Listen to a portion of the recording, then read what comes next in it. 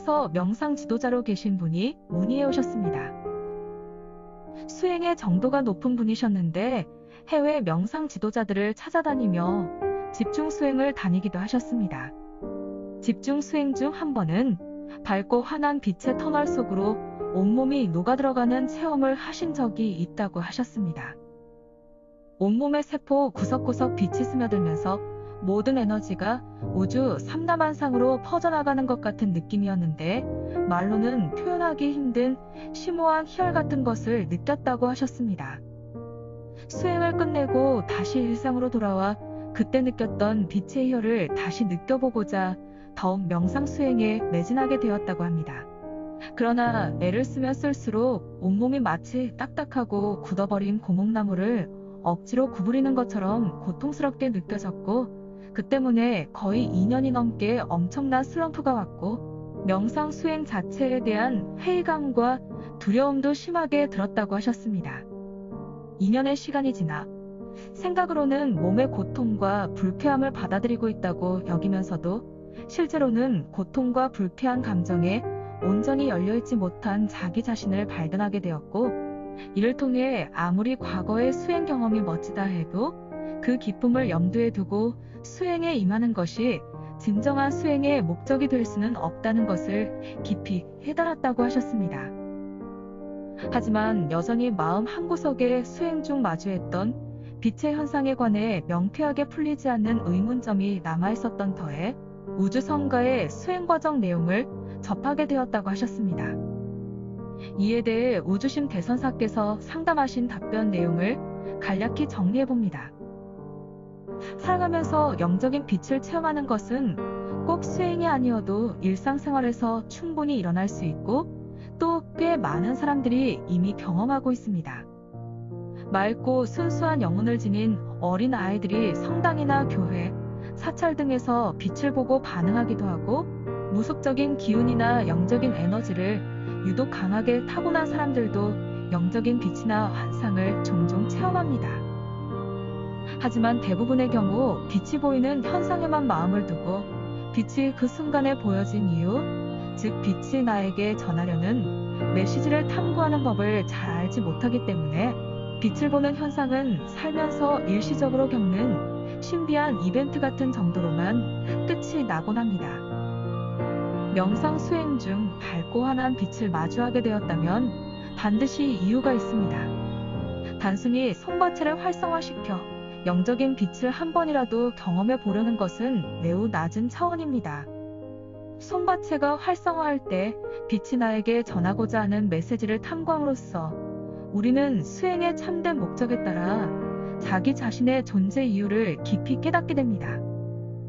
수행 중 깊은 삼매 상태에 들어가면 빛의 현상 자체에 마음을 빼앗기지 말고 자기 마음의 중심을 하나로 모아 단전을 내관하며 마음의 눈이 향하는 곳과 빛이 일어나는 현상 그 자체를 지켜보는 것에 균형을 유지해야 합니다.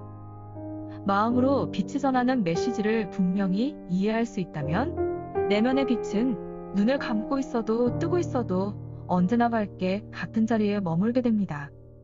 손바채가 본격적으로 활성화되면서 빛이 보인다는 것은 달리 표현하면 정기 신의 에너지가 단전에 모여 몸의 기혈이 열리고 주천이 시작되었음을 의미합니다.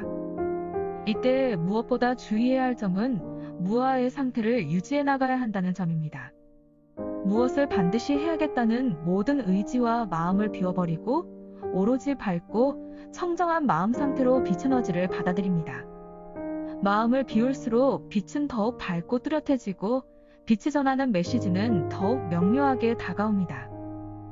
처음 수행을 시작할 때의 초심을 되새기며 수행을 시작하게 된 목적과 자기 자신이 누구인지 성찰하고자 하는 분명한 이유를 되새기는 것도 마음으로 읽혀지는 빛의 메시지를 분명하게 이해하는 데 도움이 됩니다. 손바채 수행에 있어 스승이 반드시 필요한 이유는 이러한 모든 수행 과정을 이해하고 영적인 빛의 경계와 마음에 새겨지는 빛의 의미에 대해 올바른 조언이 필요하기 때문입니다. 삶을 두고 소우주라고 말합니다. 광활한 밤하늘을 수놓는 수많은 별들처럼 모든 사람은 각자 나름의 빛 에너지를 따라 인생을 살아나갑니다. 수행을 통해 마주하는 빛은 자기 내면의 타고난 영적인 에너지를 구체적으로 체험하는 것입니다. 사람마다 제각기 다른 유전자의 DNA 배열 구조를 갖고 태어나고 그 DNA에 의해 발현되는 생김새와 성격도 제각각입니다.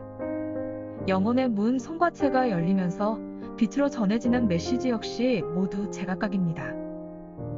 어떤 사람은 그 에너지를 통해 다른 사람을 치유하고 봉사하며 공동체를 정화하기도 하고, 어떤 사람은 높은 과학적 직관으로 기술 개발에 기여하며, 어떤 사람은 좋은 예술적 직관으로 훌륭한 예술 작품을 창조하고, 어떤 사람은 뛰어난 리더십과 통솔력으로 공동체를 단결하고 화합을 도모할 수도 있습니다.